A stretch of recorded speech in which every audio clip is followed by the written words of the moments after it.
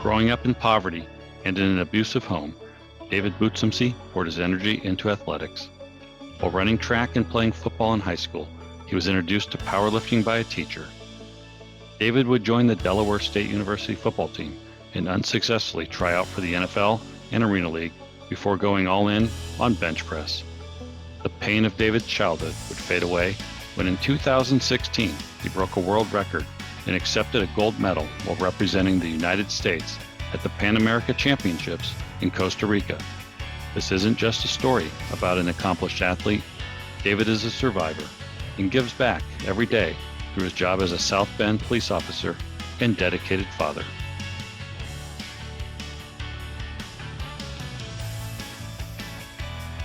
Well, everybody, welcome to the C4 podcast. This is your host, John Messina. As always, I am here with Co Chandeka. Co, how are you today? Good. How's everybody doing?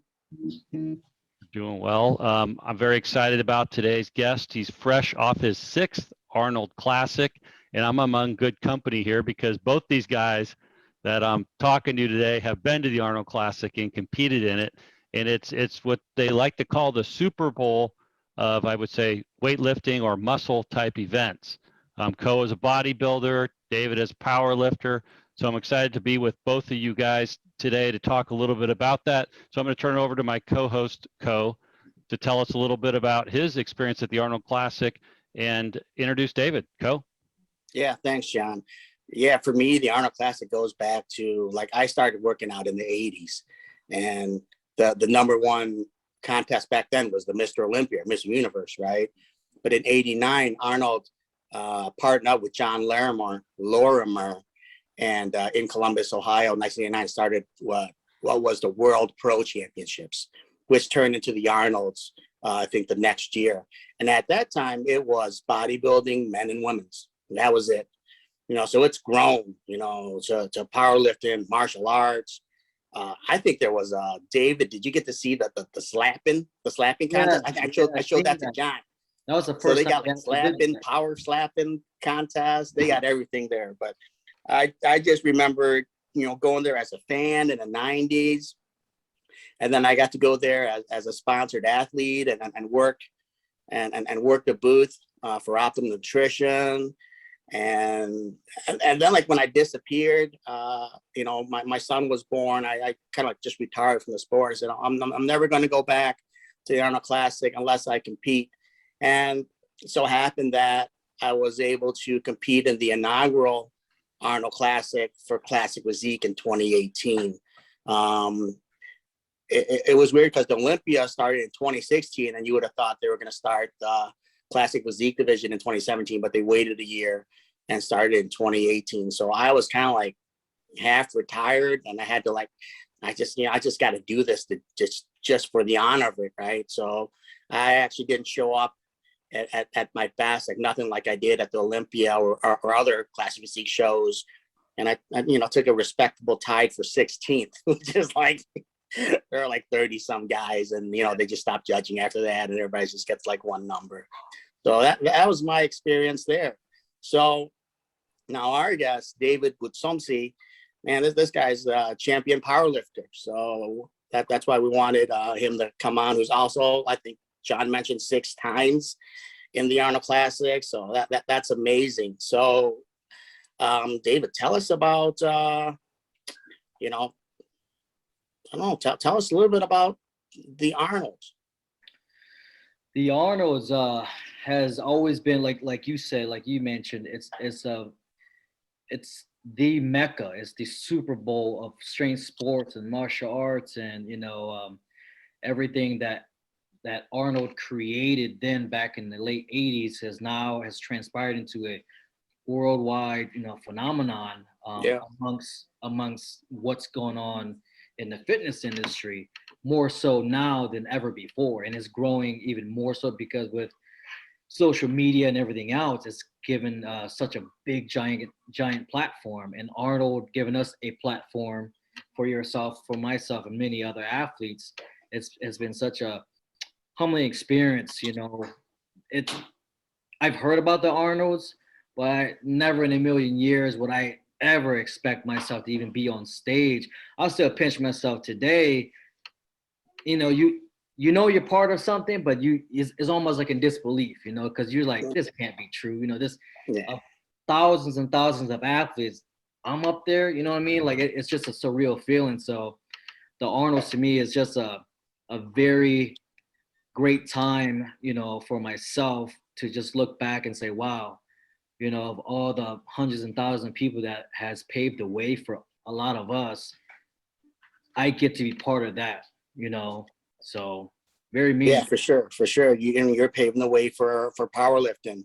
There's, you know, you're the only, and that's why you're in a Hall of Fame, man. There's no other Laotian athlete that has done well in powerlifting, much less go or become, or I think, you know, you have to be invited.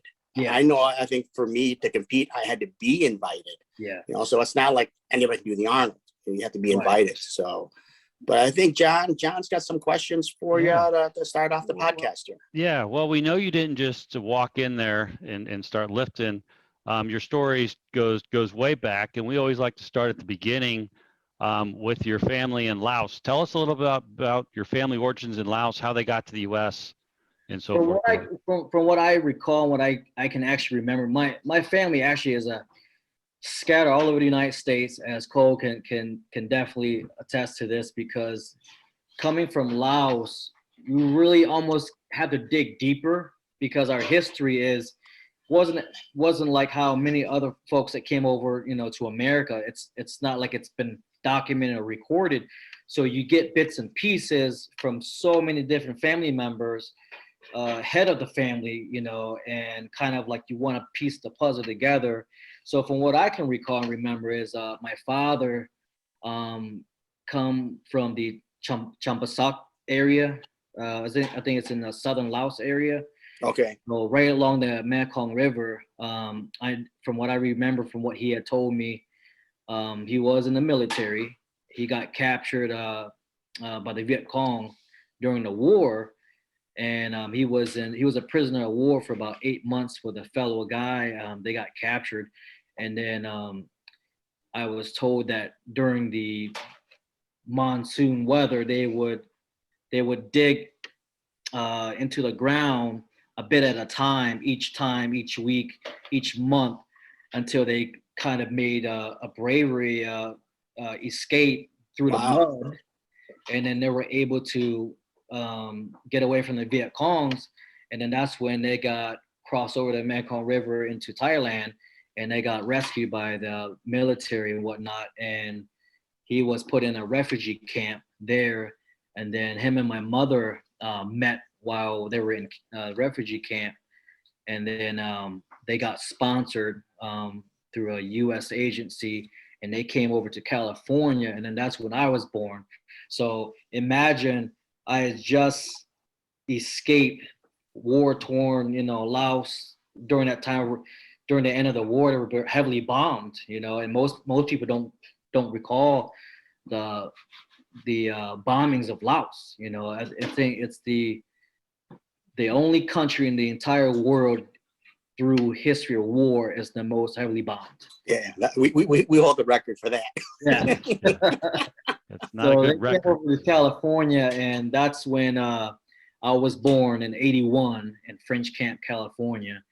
And most of my family members settled right there in the Sacramento, Stockton, Oakland area. I have some family that lives in Oakland right now, in that area, in the Bay Area. So that's how they came about, going from Laos to the U.S. So John, that's your neck of the woods, right? Yeah, that's my neck of the woods. I went to high school in Sacramento, and you are our third guest from that area. There's a very large Lao community, very large. Actually, even Chris Dim, who was on, bodybuilder, Cambodian, large Southeast Asian community in the area for sure. So David, you started off there in the Central Valley of California, and then you ended up moving to the East Coast, the whole opposite side. Tell us about your childhood and kind of growing up in Maryland and that relocation. To be honest, I'm just going to be as sincere as possible. Growing up was pretty tough, very poor. You know, we live from place to place. Mom didn't speak English at all. Mom and dad actually split up right a little bit after my sister was born. I had one sister. She was born in '83, and then shortly after that, my parents just went their separate ways, and mom just took me and my sister to Maryland, and that's where we stayed. During that time, my father was a very, very well-known musician in the Lao community, and he was like a big advocate that most of the I think in the Lao community, you have like one person who's like the voice of basically that entire community.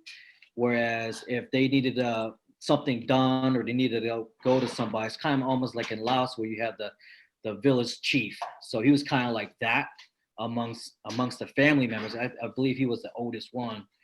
So so he stayed back on the West Coast and did his music thing. He toured. He played in the Molum band. You know, he played that music. So he went around, touring the West Coast and Texas actually, and playing with his band. And mom and us came to Maryland, and we grew up poor. We grew up not having a lot. Mom couldn't speak English. I can recall back living in the project housings and the apartments, Section 8 at the time, and being picked on, and a lot of racial tension was going on at the time because, you're talking about the 80s, and Yeah. mom went from living in Laos to coming to a foreign country to herself. And at the time she had me when she was only 16 years old, and a young mother, didn't speak any English and didn't know how to read or write. So I can only imagine how tough it is especially for a young teenage mom.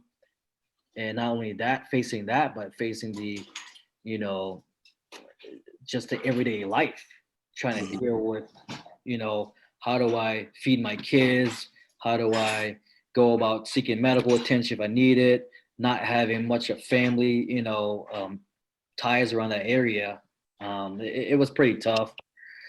So my childhood was pretty, we get into the whole, growing up abusive. I faced a lot of that, faced domestic violence, within the home because mom was with my stepdad at the time, and when she met, my stepdad at the time. And so I've seen it all. So growing up childhood wise was pretty tough for me and my sister. But, facing all of that has made me definitely who I am today. So. Yeah, so you were very active in sports though, when by the time you got to high school, was that like an outlet for you? Is that why you became such a great athlete? I would say so.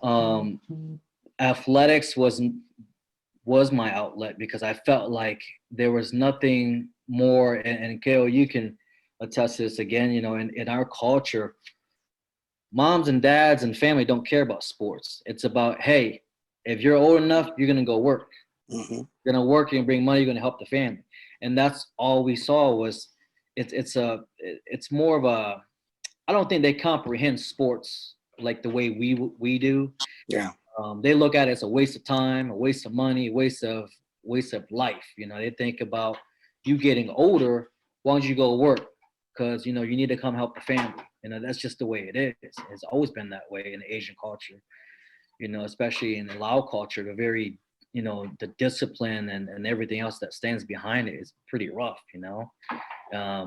sometimes it almost feels like you get disowned if you don't follow suit, So yeah, it definitely was. Athletics was my outlet because I just felt like that was my only way to feel like I was free from all of that,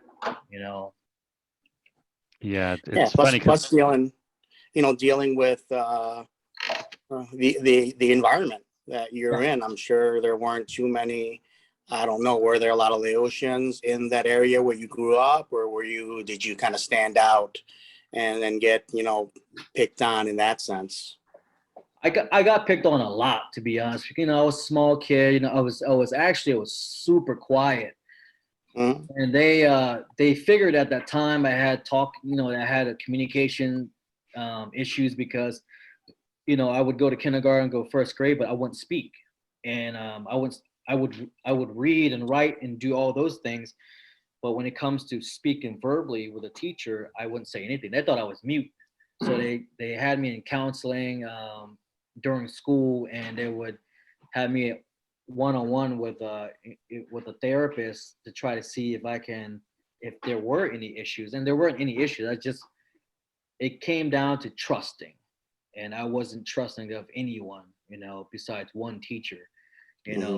That's what it was, because it just seemed to me like you're so vulnerable at the time. You're only 6 years old, 5, 6 years old, and you're vulnerable and you're terrified because one, you're in an environment where it's already abuse, as it is. You're coming from a very tough early on childhood, so everything around you seems like everyone's going to attack you. So I just kept to myself. Yeah, man. Same here, man. I was small, I mean, I was starting to learn English. So I was born in Laos, but I came here when I was 4. Mm-hmm. So as I was slowly learning Laos, I got put into kindergarten. So now I had to switch gears. Now I had to learn English, so the Lao language wasn't that important for me. I had to survive now, in the American school. So I had to learn English. So that was my focus. And just being that oddball, and that kind of sounds harsh to say now, but just being different, being different, and hard to make friends when you're not speaking the language.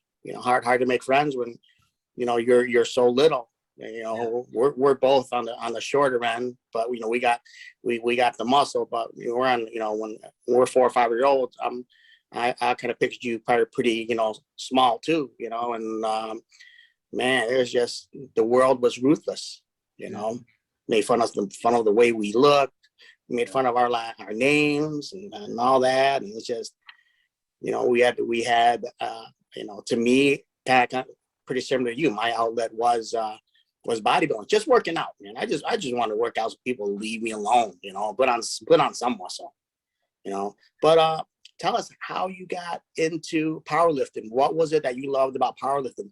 Like, I think you played other sports and like you played football too, right?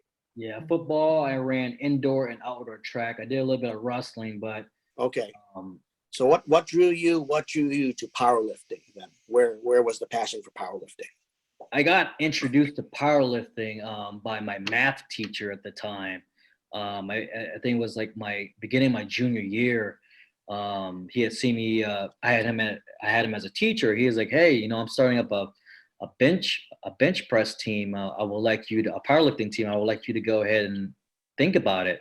And I had no idea what powerlifting is. I had no idea what weights and all those things were. And he invited me to come watch one of the meets, and that was being held. And I got there and I watched all these kids, both girls and boys, big, small, medium, all walks of life, were just competing. And that was my first chance looking at how it was. And then obviously I was playing football. I was the smallest kid on the team, but I had heart, I had hustle. I was the fastest guy on the team. But I think with the struggles of everyday life has propelled me at that time anyway to work much harder than everybody else, and it wasn't just going to be given to me. So I was in a weight room, I was working out, and then he noticed that, hey, you look pretty strong for a really small kid. And that's when he was like, why don't you just trust the process and just give it a shot? So I was like, all right, I'll give it a shot. So I signed up for the bench press meet, and took first place. Oh. So that was when I was like, wow, this is pretty cool. Took first place, never did anything like this in my life. And that's when the confidence grew more. And then just him being there almost like a father figure drew me into the sport. And that's when he said, if you can just trust the process, trust me, then you're going to see daylight at the end of the tunnel.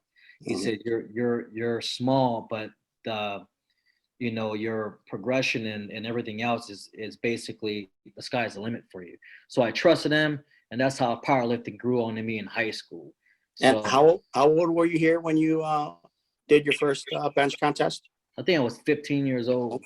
Okay. 15 years old. I won first place a couple of times. Nice. And then my senior year, I think I took runner up in the state of Maryland.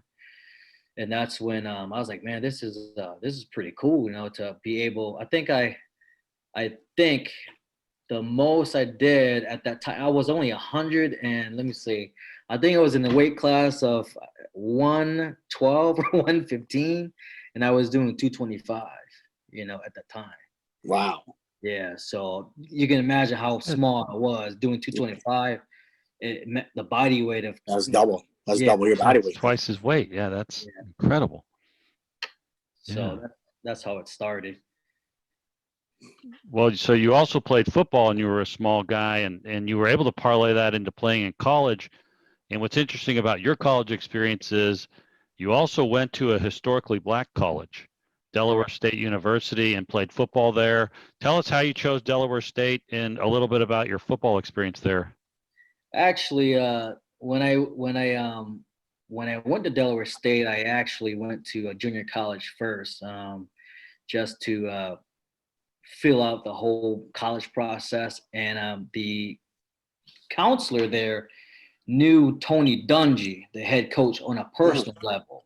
Oh, wow. So I can remember like it was yesterday. I'm sitting there in her office, and I was like, ma'am, I was like, my dream is one day to play in the NFL or even get close to it. I understand I'm small and everything else, but if I could just get one chance, one opportunity for a coach just to give me a shot, I would absolutely be grateful.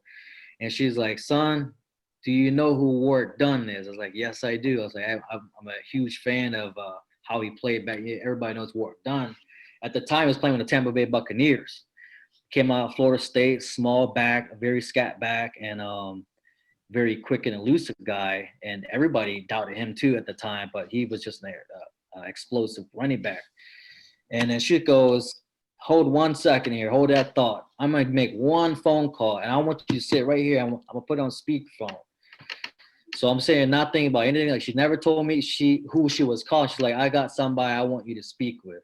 So I'm sitting there, and then she calls, and voice comes over. And he was like, hello, and he was like, hey coach, I got somebody here on the sitting in my office, and his dream is to play in the NFL one day, but he just wants to be able to have a chance in college to play ball somewhere. He's thinking about transferring, and we're getting ready to do his classes for him to transfer in the spring season to be able to hit spring football and everything else. And then he's like, son, this is Coach Tony Dungy. And I was just like in starstruck mode, because I was like, that's Tony Dungy. And the one advice he gave me was, he's like, don't worry about what college you go to. Do not worry about all the accolades and the stars and everything else. What you need to worry about is your education. Get that out of the way. If you're good enough, the NFL will find you. So don't worry about anything else other than work hard, you know, and do your studies. So from then on, it was just like, wow, that gave me the motivation. So then I transferred into Delaware State University, knowing that it was a historically black college, knowing how tough it is anyway for me being a minority athlete to even come step foot in a Division I, you know, college atmosphere. So when I transfer in, they gave me, not the school itself, but players and my peers at the time gave me absolutely no chance whatsoever. They're like, who is this Asian dude, you know, coming over here on campus? My experience there was good and bad and kind of scary at the same time. Not anything of the university's fault, but it was more of you're going to a black college, but you have the demographics of many student athletes and other students who coming from Washington, D.C., Baltimore, Philly, Jersey. You're coming from a lot of the East Coast cities that are known for, coming from even bad areas, East Orange, New Jersey, you know, coming to school, but they brought a lot of that baggage there too. So, I mean, it was a lot of racial tension that was going on at the time.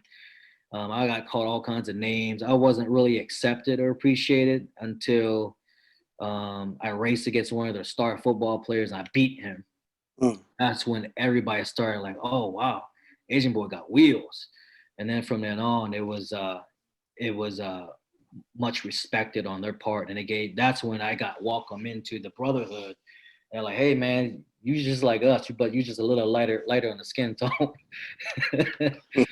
So, but before my college season started, I was a walk on. I didn't get a scholarship offer or anything like that, but I was a walk on. So anyone who knows what a walk on is, it's so tough to walk on at any division to play sports, period. It doesn't matter if it's football, basketball, soccer. It's hard enough to be able to even get an opportunity. So at the time I walked on, I made it. And when my name came across the media guide, says, freshman running back, 5'5", 5'6". I forgot what they label him at, 150 pounds, running back from Ocean City, Maryland. Berlin, Maryland at the time. My jaw just dropped because at that time anyway, I know the doubts and not only your own community, but just everyone in general saying you'll never make it. You didn't have a dad. You're going to be a loser all your life. You're too small. You're too this, you're too everything. So with that, when I seen that media guide, I took it home. I said, and I showed it to my mom. I said, look at this. This is your son on the media guide, of a Division I college football team. No Kun Lao at that time anyway, that I know of, has ever done anything like that. So I just felt like I wanted $1,000,000. Even if I didn't play or suit up, that was enough for me because of the battles, that I had to, go through just to even say you belong in society, at the time. So, but right before all that happened, personal issues came about, family issues and whatnot. So I had to leave Delaware State to go to Jersey. So it was a big mess. So I won't get into all of that. That's a little too sensitive for me. No, that's okay. Yeah, you did make the team, and based on our in-depth research, we found that you are the second known Division I football player. There were a couple others, like my cousin, Lao-American football player, who played Division III a little before you, and then another two guys as well. But yeah, you were the second that at least we found so far. So anybody listening, if there's any others out there, let us know. We're trying to document this as part of the Lao-American Sports Hall of Fame. So, well, so after Delaware State and after that, I know you played a little bit of semi-pro football, but then powerlifting became your sport of focus, and that's when things got big for you. So tell us where you went from there after college. After that, I went to the NFL combine, scouting combine. I did it twice because at that time I was still trying to fulfill the NFL dream. Maybe if someone would have seen me or just get a glimpse, it's some different set of eyes. It would have been great. I tried out for the Arena Football League. Did that. Tried out for went to the NFL combine for all 32 NFL teams. Size at the time, size was just a big factor. So I just felt like, man, if I can't play in the NFL, what's the next, level after that? So semi-pro became the next step. So I went down and played semi-pro for a couple of years, enjoyed it. Great experience, with the guys and stuff like that. And then after that, I just decided to hit the weight room even harder. That's when powerlifting came back into my life, and this time it was by a world champion Samoan.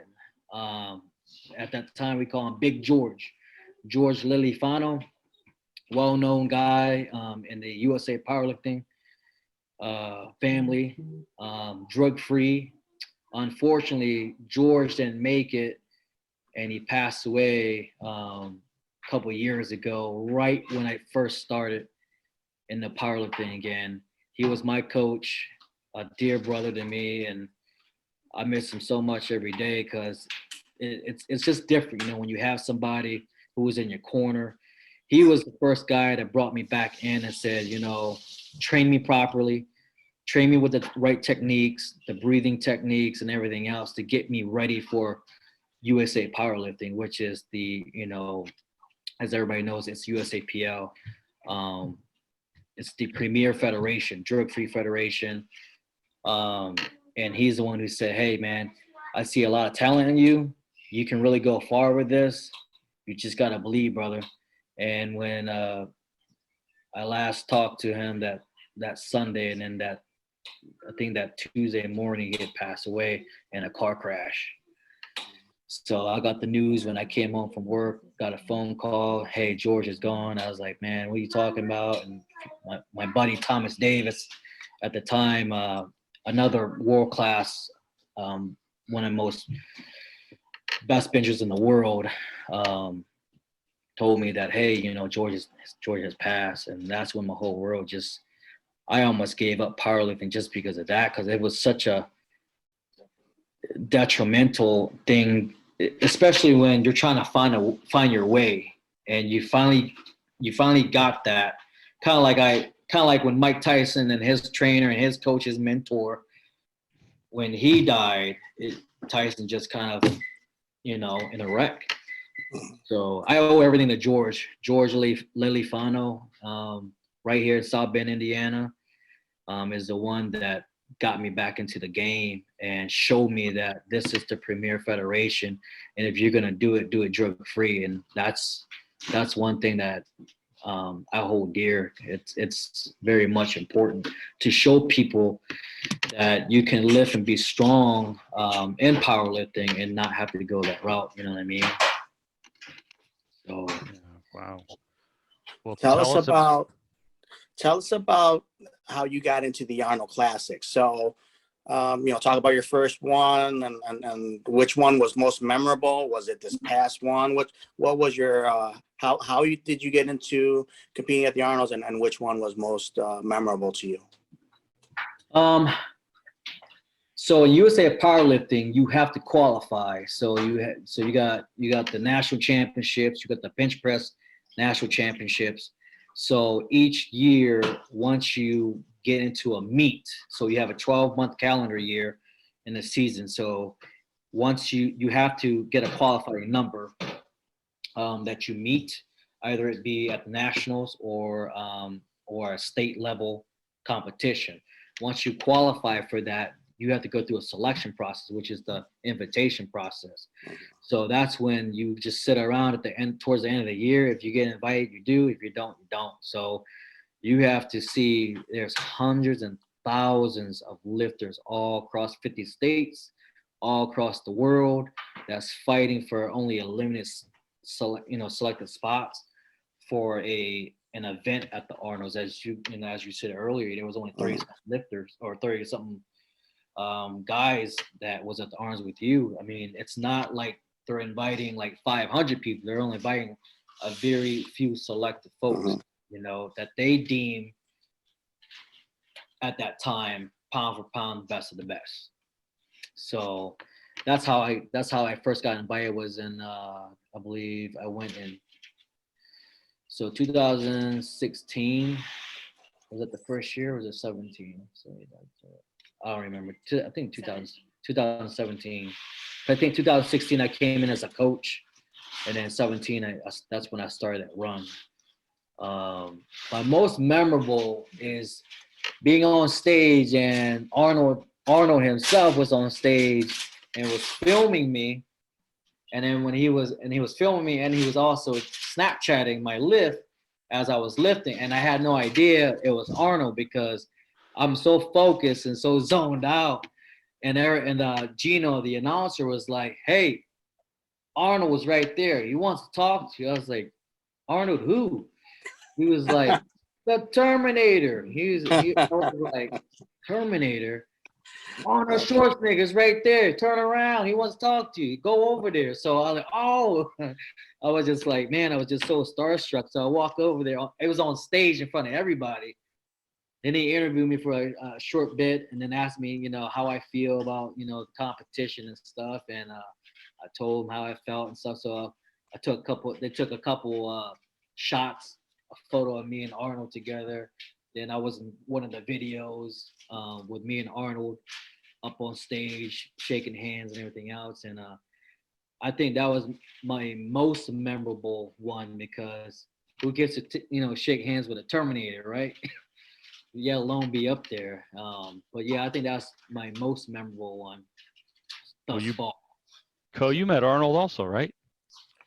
I got to stand, get my picture taken with him. Oh, I kind of snuck in, and he was visiting. Like at that time, I was working for Optimum Nutrition. I was a sponsored athlete, and he would come over and take pictures with a lot of the companies, right? So word got out that he was coming. I just snuck past everybody, got right in line right next to him, and he had Franco Colombo next to him. So I got to be, right next to those two who were like the Mr. Olympias from the 1970s. So that picture, like that's one that my dad's most proud of. Like he doesn't brag too much about my victories and stuff, but every time people come over, he's got that picture. He blew that up, and he's got that, he's got a picture of me right next to Arnold. He's all like that, that's cool next to Arnold. Yeah. But it's just, I can't even imagine, having, being able to get interviewed by him and being on something like a Snapchat. So this is, because this was like 2004. This 2004, we didn't have social media back then. Yeah. It was just like they took the pictures and you waited for it to come out, and so that was always. Yeah. So I know you took second. You got a bronze medal this year. Do you plan on continuing? When you're coming back next year? My goal is to now that I'm in the Masters division. So So now I'm in the Masters division. A couple of days ago, when I checked the rankings, I'm ranked number 1 in the country in the Masters division. So awesome. Rankings can change, from time to time, month to month, depending on who competes, who doesn't compete during the year. So if you compete more often in the year, then of course, you hold your ranking either at the top or, vice versa. So right now, my goal is to come back and win Masters. That's my goal. I feel like from what the U.S. coaches had told me before, they're like, man, I feel if you were to switch from being a raw lifter to an equipped lifter, you're gonna take it. So if you understand what the equipped lifter is, where they have the bench shirt on. Bench shirt, yeah. So they said that your raw lift is already high enough because you're already beating other masters. Why don't you try the equipped lifting, and you can elevate. The most I ever had in my hands and I pressed up was 612 pounds. Wow. But that's in the bench shirt. Yeah. And that's me not even know how to really use the bench shirt the way these guys train for. I've never trained like they do, so I don't understand the shirt fully. But if I was to be able to have a coach to train me in a bench shirt, I'm sure I can definitely do great, equipped lifting. So is that something you plan on doing next year? You want to stay raw? Raw has just been something that I wanted to. My goal was to chase a certain amount at raw, and then at the equipped lifting, I feel like from what these are U.S. national coaches who's telling you from what they can see, an outsider looking in, if you were to train and equip, compete and equip, you will become world champion.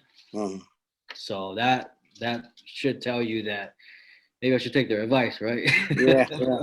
It's interesting, David, because we were contacted by a local newspaper in Maryland after we published your induction into the Lao-American Sports Hall of Fame, and that guy there talked about that same thing, about how impressive it was what you're doing raw and where you could go in equipped. And I didn't know anything about it, but yeah, he was that reporter happened to be a lifter also. Oh, wow. And he mentioned the same exact thing to me before I passed on that article.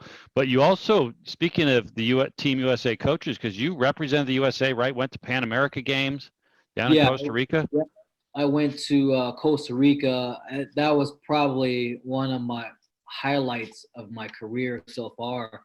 Being in a game not that long, competing at a higher level, and to be selected. There's so many great lifters across America, and just even for the Olympics, just to even be selected or even be an alternate is such an honor in itself. And two, it's so difficult to make a team. And for them to even think of me like that was, it took me by surprise, because before George passed, he's like, I can see you making the U.S. team one day. He said, just keep it up. Not thinking that shortly after that, I make the U.S. team, and I went down to Costa Rica, and the first thing I asked coach was, what's the record down here? Because I want to break it. And then as soon as I seen the record, I said, yeah, I said, I'm going to break it. So went down there, and I broke their international record for that federation. I broke that record. I set a new record. And then on my second lift, I re-broke my own record and set a new record. So the record today still stands. Nice. And, I won a gold medal for the U.S. team, and us as an overall U.S. national bench powerlifting team. We went down there. I think, if I'm not mistaken, I think we won like 21 gold medals, broke so many records. We just absolutely went down there and just annihilated all those countries down there. And I got to stand up on the podium with the U.S. national, anthem playing in the background, holding up the U.S. flag, and all I could think about is every single thing that has ever gone wrong in my life growing up. All of that, poverty and everything else, just kind of went away. Because it's the dream of feeling like you like I tell people all the time, maybe it don't mean much to a lot of folks, but to you and I, coming from where we come from and our background and our people, that is our Super Bowl.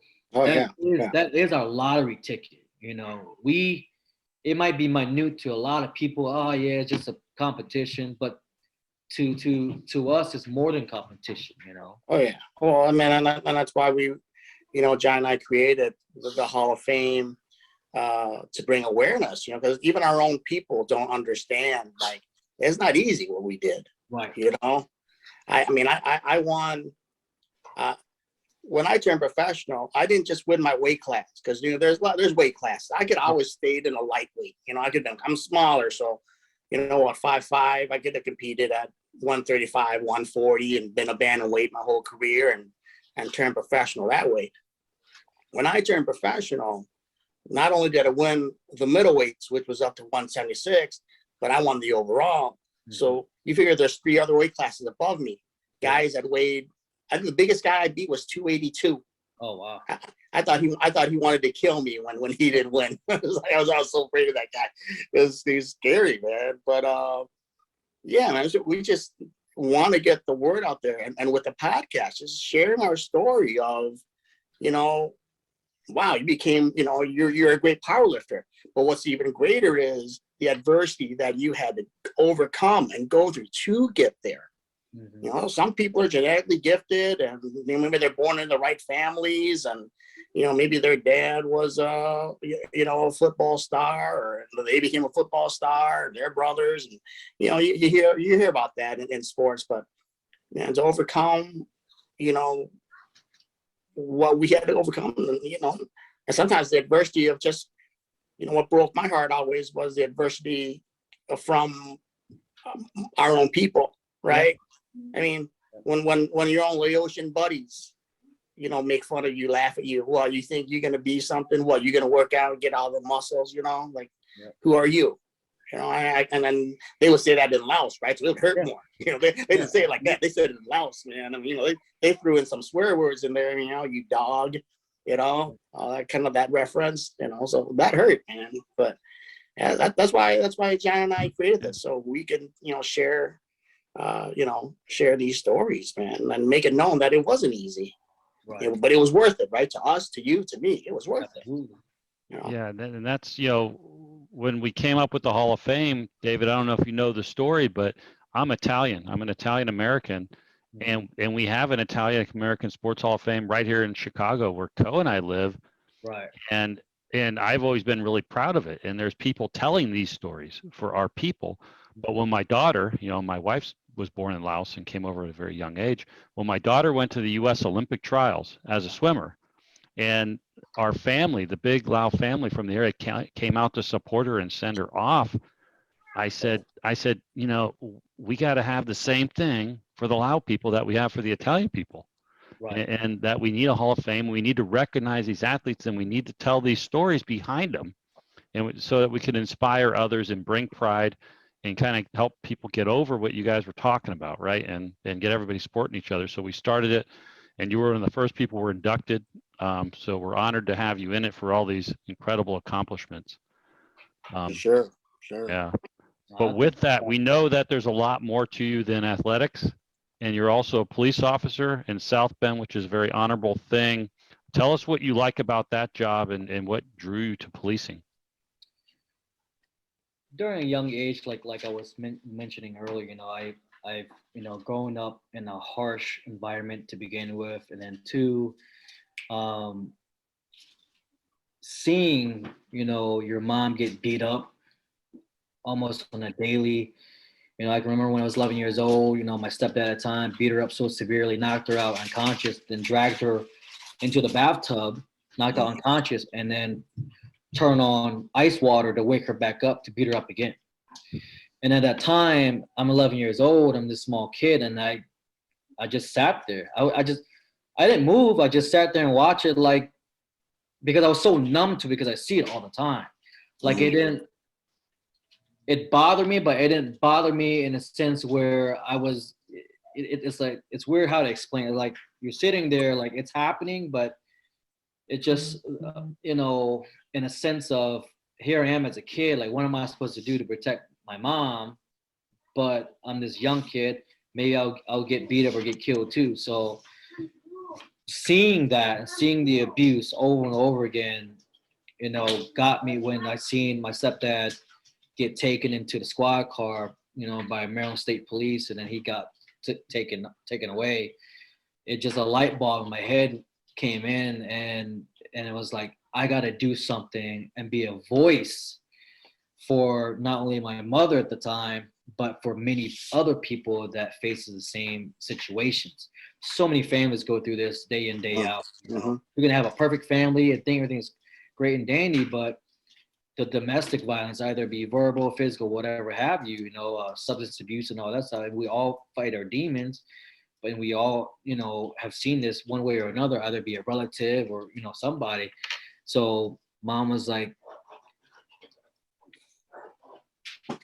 pressing on the law enforcement. I would love for you to one day be a police officer, just like that police officer came to help me today.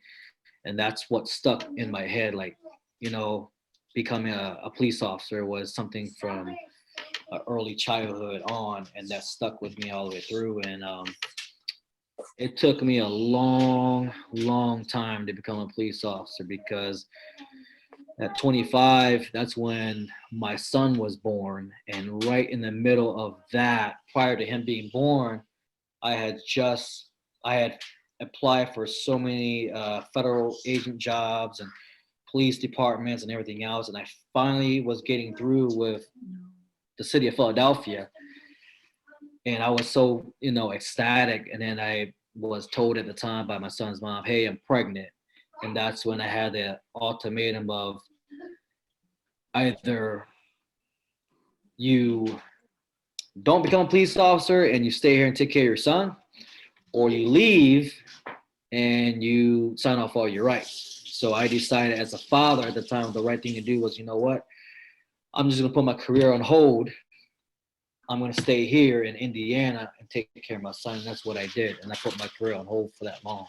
So I didn't become a police officer until 2016. I finally fulfilled that dream. And then at that time, the one thing that I wanted the most was to see my father, who was absolutely, I didn't have a relationship with my father at all. I've only met him in passing when I was little, since he was in California, and then he moved over to the Virginia area, Manassas. And I didn't see him again until I moved here to Indiana. And that's when I only had like a 9-month relationship with him, and then we parted ways. And then when he was on his deathbed, I told him I was going to fulfill that dream and become a police officer. And that's when he said, that's one thing I want to see happen. And 2016, I went ahead and fulfilled that. But it hurt the most because I know that man would have been so proud. And I wanted him to be able to see that, and he wasn't able to. So that means a lot, So I patrol third shift, South Bend, Indiana, one of the most dangerous cities in the state of Indiana. We deal with a lot of gangs and drugs and violence here, shootings on a daily basis. So that's what I deal with. Yeah, what is it like, having been that little kid, right? Watching their stepfather got taken away for abusing their mom. What's it like when you show up and you see that kid that was basically you at one point, when you respond to that? I give them the utmost respect and courtesy because I put myself in their shoes. And every single call that I go on, I don't rush a call. I take my time, because if it takes me 10 minutes, great. If it takes me 45 minutes, an hour, even better, because I want everyone's experience. And I spoke to this young lady the other day who wanted to go strip to make money, but she didn't understand or comprehend what she was doing. And her mother arguing with her, trying to stop her from leaving a 1-year-old with some stranger so she can go make fast money. I got on her level, long story short, but I told her, you're worth more than that. And I'm not saying that whatever those girls do for whatever reason it is, it's not my business, but I'm not calling them bad or anything like that. Everybody has their reasons. But I said, you're a young mother. Think about it. You're leaving your son with some stranger that's a friend of a friend of a friend. God forbid something was to happen and you come back and we knock on your door and say, hey, your son is found dead. Because we all know what happens in situations where a guy or a boyfriend or somebody, doesn't like kids or whatever, and he's crying too much or he needs milk or something like that, and they get frustrated and they beat the kid to death.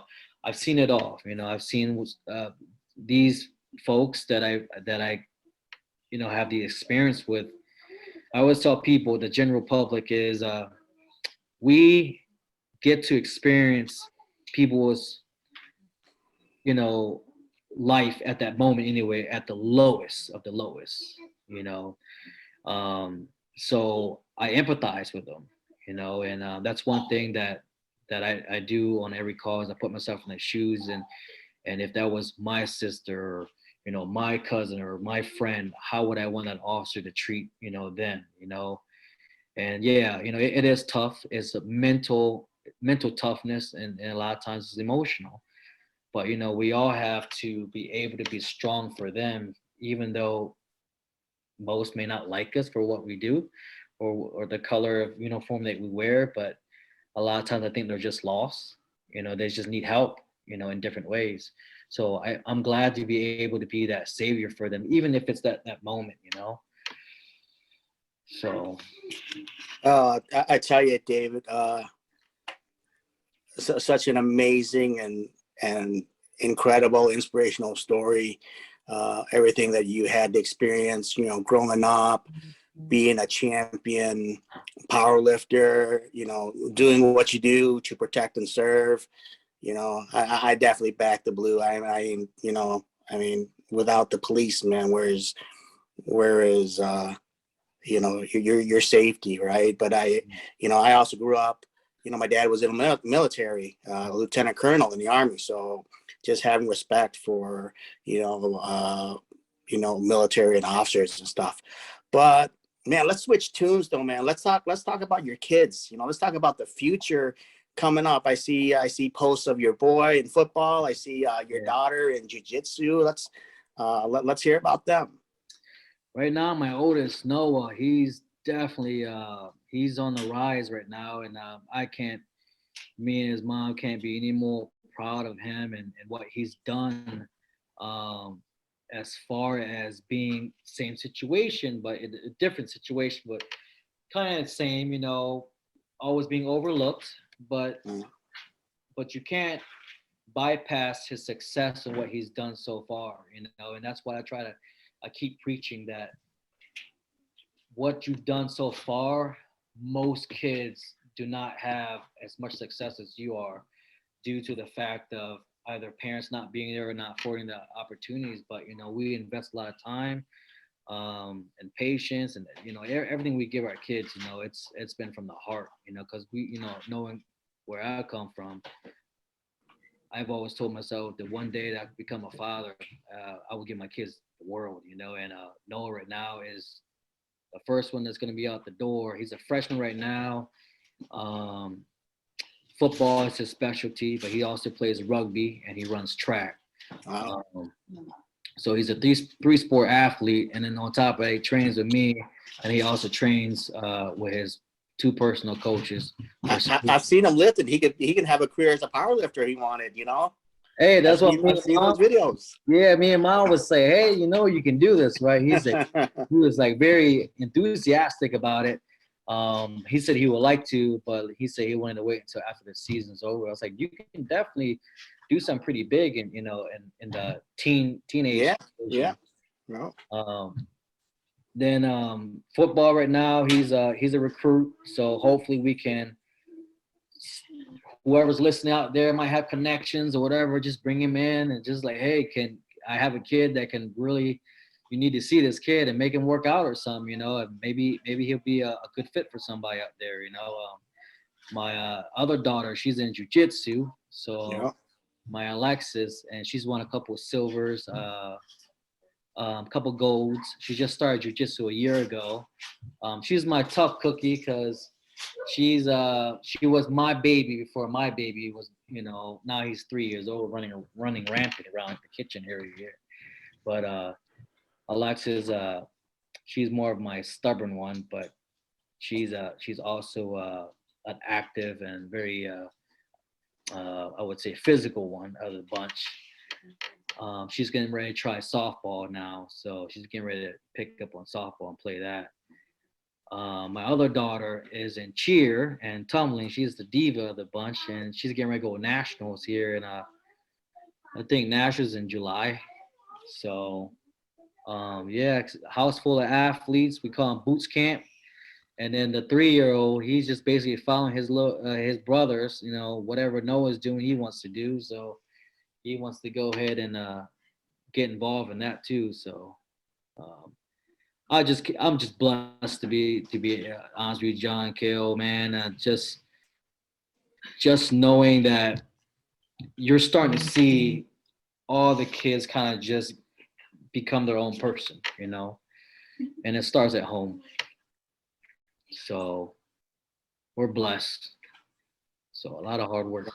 Definitely, you know, definitely for you to see them, you know, to see them grow and flourish, and to know that you've been able to give them, you know, a support system that you may not have gotten. Like I know I didn't get that. I mean, man, if I would have got some support from my family as a kid, I wonder, you know, I might have gone a little bit further, or who knows. Right. We'll never know. But the best you and I can do is pass on everything, you know, the best John, you know, all of us as fathers, we can pass on to our kids, you know, just that, giving them that drive, giving them that, you know, discipline, you know, teach them that nothing is impossible. Like they can do whatever they want to do. Just set their hearts onto it and do it and love it. You know, exactly. So that's something that they are getting that we probably didn't get a chance at or didn't even know about, you know. Right. Yeah, it's funny. The three of us, we all have kids that are about sons that are 15, I think, right about there, right? My son's 15. Co, I think your son, was he 15? Yeah, mine's 15. And Noah's probably about that age too, right, David? Yeah, he's 15. He'll be 16 in September. So yeah, they're all right in there, and you know, one of the things I look at is we can all talk about when they start driving. We can always talk to each other. My son, he's got his permit, man. He's getting there. Oh yeah, mine's gonna get his soon. Oh man, yeah, my son's he's finishing up driver's ed as we speak. Oh geez. But you wonder how the fact that they don't have a lot, like all of our kids, right? They don't have a ton of adversity. per se. They have issues and adversity, but I almost feel like maybe sometimes they need I agree. some obstacles to overcome. Not that you want to create those or anything, Right. but you just see it. It's easy to get complacent, right? Otherwise, You're right. so we got to figure out ways to keep driving them so they do chase their dreams. You know. Right. Yeah, for sure. Hopefully they can have an appreciation for what we did and what what roads we had to travel. And sometimes it may not click right now when they're younger, but I think as they get older, more mature, they're all like, dang, man, he went through that. So right now, they don't get it. I don't think at this age now, but it's just like me and my dad. Like, I didn't get it till I was older. The road that he had to travel to get us here, and when I was a kid, Arnold was my hero, right? But then, as I got older, my dad became a hero. Right. So the perspectives change as we get older and wiser. We talk about it every day, when we have sit down dinners, and we explain to kids. I hope you guys truly comprehend what me and mom has done for you guys, because not too many parents can do the things that we do to ensure that you guys have all the windows of opportunities for you guys. When you guys need something, boom, mom and dad's got it. We'll make it happen.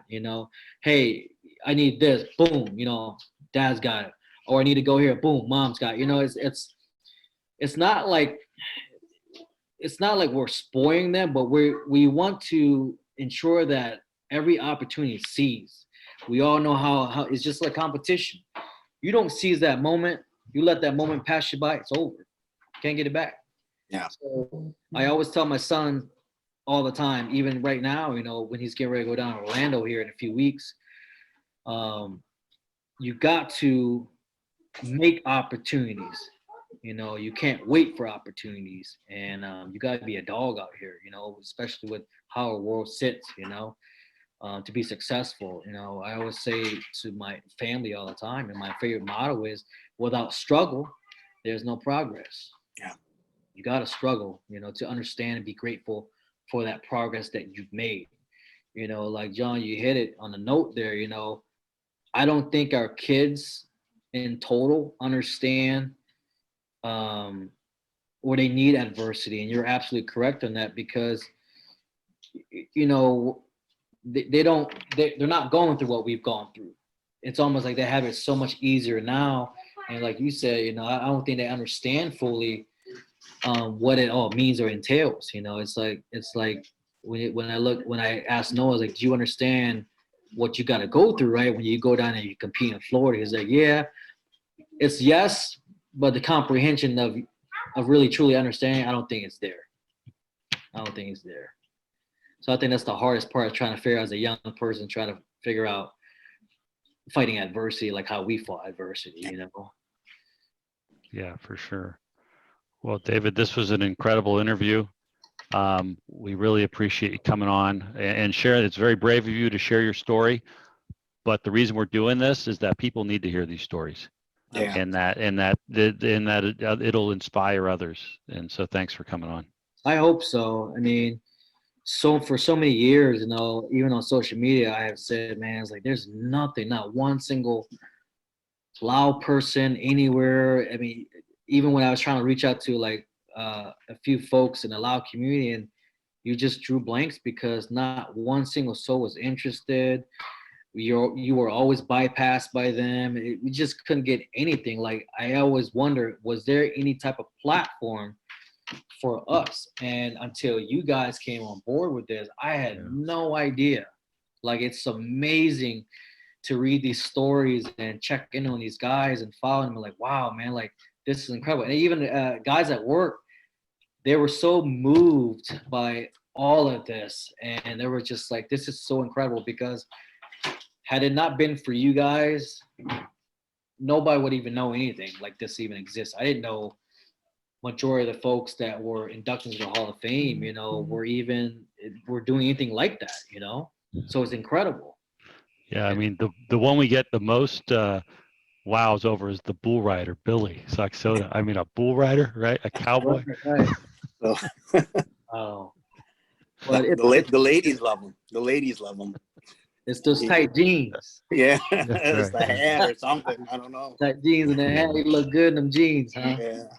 Yeah, and you know, a lot of these athletes, what's really cool is the coolest thing for Co and I out of this is we had no idea. It's meeting all these cool people like you and like Yeah. everybody else. And you know, for example, Scott Fadevong, he's a former pro football player, went through the college recruiting process, and now is a coach and is sending actually several of his players to big D1 schools. One of them just signed with Iowa. You know, and so we got to hook Noah up with him to talk to him about and get a little advice. Absolutely. Man, that's what this whole thing's about, right? Yeah. And that's the thing, like we're going through the recruiting process right now. We've sent out this information to like 160 something schools already. And it's like, Yeah. I mean, from what you guys seen on social media, I mean, I'm his dad, so I know a lot of guys are like, oh, you're just his dad, you're just talking him up. No, because if my son wasn't talented or anything like that, I was like, yeah, he's just playing just to play. But from other coaches and folks that do this as a living, have said that kid is going to go D1 somewhere. You're just going to have to wait it out. But like you said, it's all about knowing someone that has at least faith or have a set of eyes that would give that boy a chance somewhere. You know, just link him up somewhere. You know, whoever's listening out there, you know what I mean? Like, there's a lot of Lao athletes that are phenomenal athletes. They're out, young athletes are coming up, but we just don't know about. Just like one kid from Alabama, you know, I had no idea until you said something about it. It was just like, that's incredible. His mom and everything else. And Who you talking about? Parmesan? No, Alabama. John and was it Malachi? Malachi Moore from Malachi Alabama. Moore. Yeah, Yeah. you got AJ Vongpachan, you got Noyce Calbanon, right? We didn't know these people existed. It's unbelievable. Yeah, that's what I'm saying. So it gives us hope, like, man, if he can do it, man, I imagine Noah and all his peers in his class and all that could do the same thing as these kids, as long as someone would just say, you know what, I'm gonna give you an opportunity, and then that's what it takes. Awesome. Well, thanks for coming on, David. Yeah, man. Thanks for coming on, man. It was great. Great, amazing story. Thank you. Thank you. It's an honor. The C4 podcast is brought to you by the Lao-American Sports Hall of Fame. Visit us on the web at laoamericansports.com, celebrating the first, inspiring the next.